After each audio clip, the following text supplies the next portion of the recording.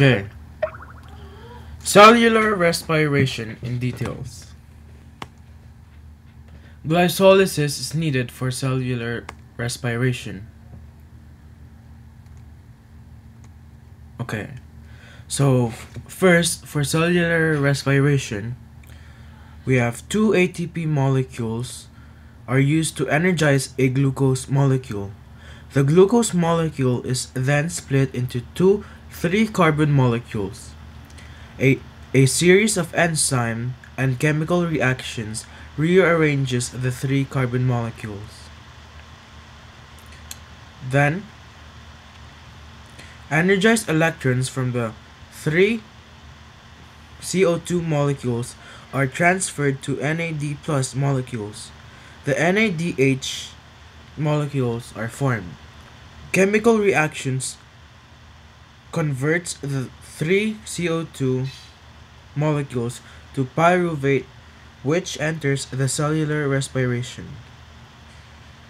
Then we have 4 ATP molecules made.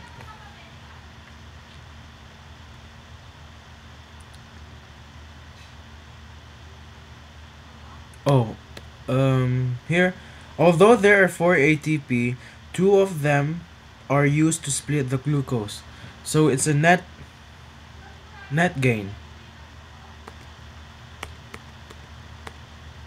The Krebs cycle is the first main part of cellular respiration. Sorry. Okay. First, the pyruvate is broken down. A pyruvate molecule is split into 2 carbon molecules and 1 CO2 or carbon dioxide molecule as a waste product. High energy electrons are transferred from the 2 CO2 molecules to NAD+, forming NADPH, which moves to the electron transport chain. What? Just wait, sorry.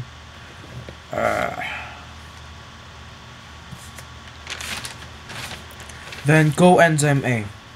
Coenzyme A bonds to the carbon molecules made from the breakdown of pyruvate. The intermediate molecule then enters the Krebs cycle. The Krebs cycle produces energy-carrying molecules.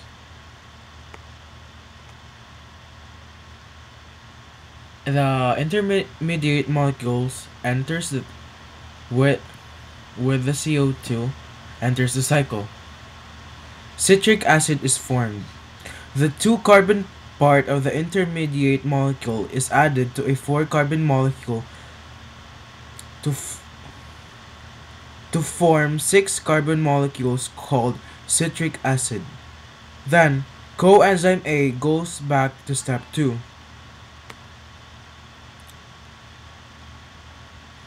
Citric acid is broken down. Citric acid is broken down by an enzyme. A 5-carbon molecule is formed. NADH is made and moves out of the cycle, and 1 CO2 molecule is given off as waste.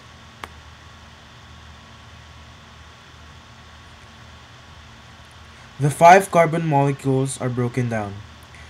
It is broken down by an enzyme. A 4 carbon molecule, NADH, and ATP are formed. NADH leaves the cycle and CO2 is given off as waste again.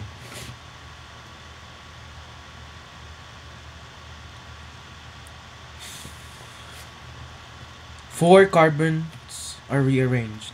Enzymes rearrange the 4 carbon molecules. High energy electrons are released. NADH and FADH, which acts as an electron carrier, are made. They both leave the cycle and the 4 carbon molecule stays. So the product of a pyruvate sorry. So annoying. One, two, three. Okay, whatever. So products of pyruvate breakdown. So a product is one molecule of FADH2 which are transported to the electron transport chain.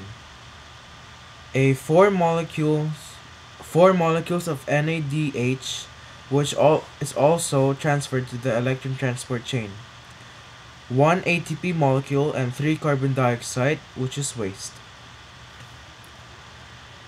The electron transport chain is the second main part of cellular respiration. The ETC uses NADH and FADH2 to make ATP. High energy electrons enter the electron transport chain. Okay. So first, we have electrons removed.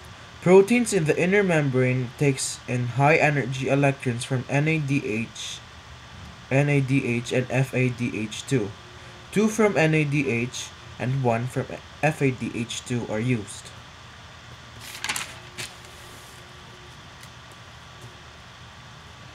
Hydrogen ions are transported. High energy electrons travel through the proteins in the ETC.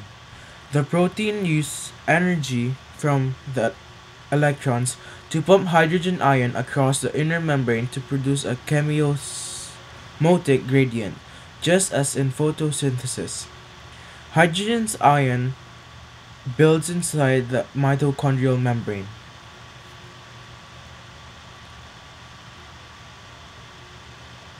ATP is produced. The flow of hydrogen ions is used to make ATP. Hydrogen ions diffuse from protein channel in the inner membrane. The channel is a part is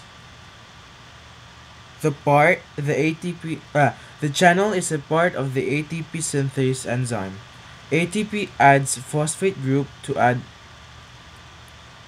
make ATP. Every pair of electrons that passes the ETC, an average of 3 ATP are made.